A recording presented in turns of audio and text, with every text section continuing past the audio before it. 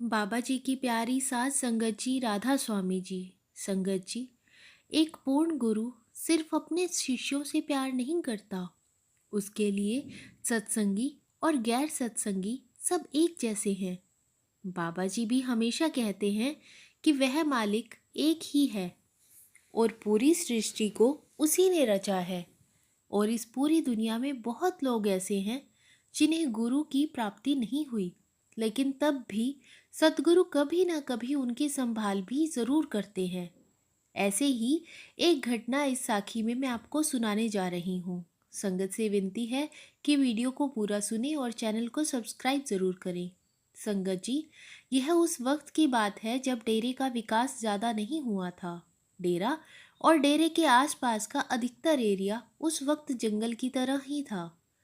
उस वक्त बड़े महाराज जी कभी कभी सत्संग करने के लिए डेरे से बाहर भी जाया करते थे, लेकिन फिर भी अधिकतर वक्त वह डेरे में ही बिताया करते थे। एक बार रात के 11 बजे महाराज जी ने अपने ड्राइवर को अपने पास बुलाया और कहीं चलने के लिए कहा। ड्राइवर ने बड़ी हैरानी से महाराज जी से पूछा कि इस वक्त कहाँ जाना चाहते हैं, क्योंकि महाराज जी का कोई सत्संग भी उन दिनों में नहीं था।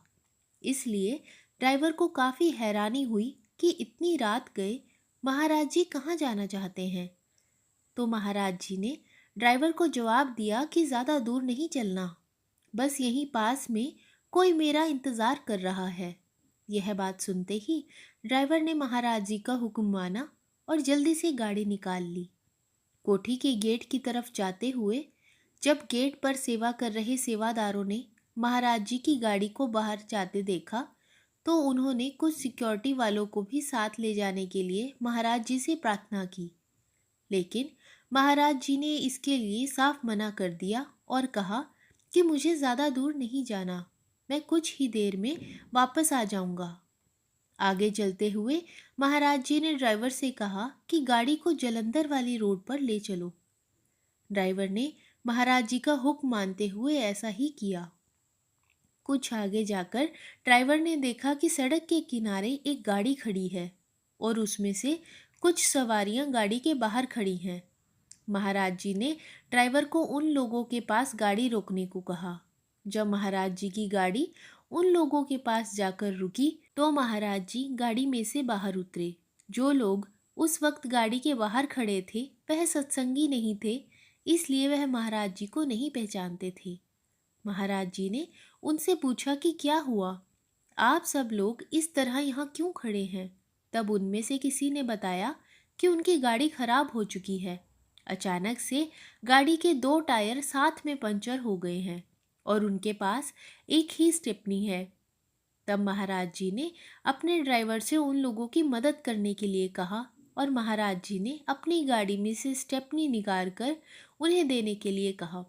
महाराज जी के ड्राइवर ने ऐसा ही किया और जल्दी से उनकी गाड़ी के दोनों टायर बदलकर ठीक टायर लगा दिए गए। उन लोगों के साथ बच्चे और महिलाएं भी थी। उन लोगों ने महाराज जी का बहुत शुक्रिया अदा किया। उन्होंने कहा कि इससे पहले हमने कई गाड़ियों को रोकने की कोशिश की, लेकिन आप खुद ब खुद आकर हमारी मदद के लिए रुक गए। इतनी रात का वक्त है, हमारे साथ महिलाएं और बच्चे भी हैं, इसलिए हम सब घबरा रहे थे। तब उनमें से किसी ने महाराज जी से पूछा कि आप कहाँ रहते हैं, हम कल आपकी स्टेपनी आपको वापस कर देंगे। तब महाराज जी ने कहा कि इसकी कोई ज़रूरत नहीं है, आप लोगों का काम बन गया, मेरे लिए इतना ही बहुत है। फिर किसी ने कहा कि अगर हमें आपसे दोबारा मिलना हो तो हम कहाँ आए। तब महाराज जी ने कहा कि यहीं पास में एक डेरा है, मैं वहीं एक छोटा सा सेवादार हूँ, आपका जब मन करे आप आ जाइएगा। इसके बाद महाराज जी ने गाड़ी में बैठकर अपने ड्राइवर को वापस डेरे चलने के लिए कहा। अब ड्राइवर समझ गया था कि महाराज जी यहाँ इन लोगों की मदद के लिए ही इतनी रात को यहाँ आए थे। जिन लोगों की मदद महाराज जी ने की थी, उनमें से एक सवारी सत्संगी थी, लेकिन वह महिला गाड़ी के अंदर ही बैठी रही क्योंकि उसका बच्चा बहुत छोटा था और वह उसे संभाल रही थी। जब महाराज जी वहां गए थे, तो वह सत्संगी बीबी गाड़ी में से बस इतना ही समझ पाई कि गोई गाड़ी उनकी मदद के लिए रुकी है। गाड़ी ठीक होने के बाद जब सब लोग गाड़ी में जाकर बैठे, तब उस बीबी ने उनसे पूछा कि किसने मदद की है। तब उस बीबी को बताया गया कि यहीं पास में ही कोई डेरा है, वहां से कोई सेवादार आया था। यह बात सुनते ही बीबी के रोंगटे खड़े हो गए। फिर उसने कहा कि क्या जो सेवादार आए थे उनकी लंबी सी गाड़ी थी? उस बीबी की गाड़ी में जो साथी थे उन्होंने हाँ में जवाब दिया। तब बीबी ने जल्दी से अपने बैग में से महाराज जी का स्वरूप निकालकर उन लोगों को दिखाया कि क्या यही आए थे। तब यह देखकर वह लोग भी हैरान हो गए और उस बीबी से पूछने लगे कि क्या वह तुम्हारे कोई रिश्तेदार थे जो उनकी तस्वीर तुमने अपने पास रखी है। यह सुनते ही बीबी बहुत तेज तेज रोने लग गई और बोली कि मैं कितनी अभागन हूँ जो सद्गुरु मेरी मदद के लिए यहाँ तक आए और मैं उनसे मिल ही नहीं पाई। तब बीबी ने उन्हें बताया कि वह डेरे के सद्गुरु ही थे। बीबी ने कहा कि रात इतनी हो चुकी है और हमारे साथ छोटे बच्चे भी हैं, इसलिए मैं बहुत घबरा गई थी और मैं अपने मन में सिमरन करके महाराज जी से मदद मांग रही थी कि वह किसी को हमारी मदद के लिए भेज दें। और महाराज जी खुद इतनी रात को हमारी मदद के लिए यहाँ आ गए। सत्संगी बीबी की यह बात सुनकर बाकी सब भी बहुत हैरान हुए। वह सब सत्संगी नहीं थे, लेकिन इस सत्संगी बीबी के कारण उन सब की मदद करने के लिए महाराज जी खुद आ गए। इसके बाद से उन सब लोगों को भी महाराज जी पर विश्वास हो गया और एक वक्त के बाद वह सब भी सत्संगी बन गए। संगत जी, सतगुरु कभी भी अपने बच्चों को किसी मुसीबत में नहीं देख सकते। ज़रूरत है तो सिर्फ हमारे विश्वास की। किसी न किसी रूप में आकर वह हमारी संभाल ज़रूर करेंगे।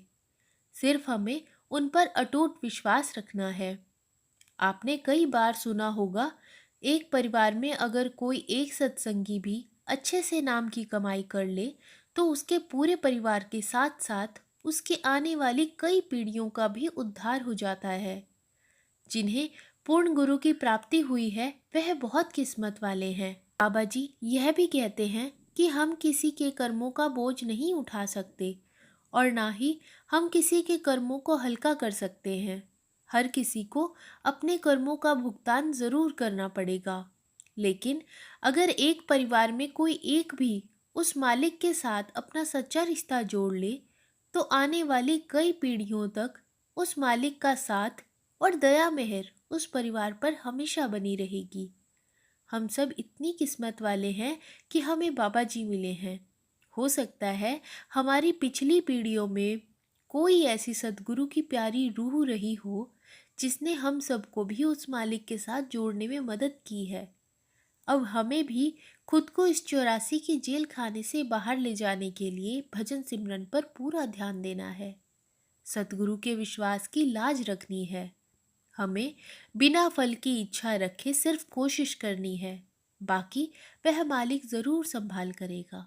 संगत जी, आज की साखी आपको अच्छी लगी हो तो कमेंट बॉक्स में राधा स्वामी जी जरूर लिखें। वीडियो को लाइक, शेयर और चैनल को सब्सक्राइब ज़रूर करें। राधा स्वामी जी।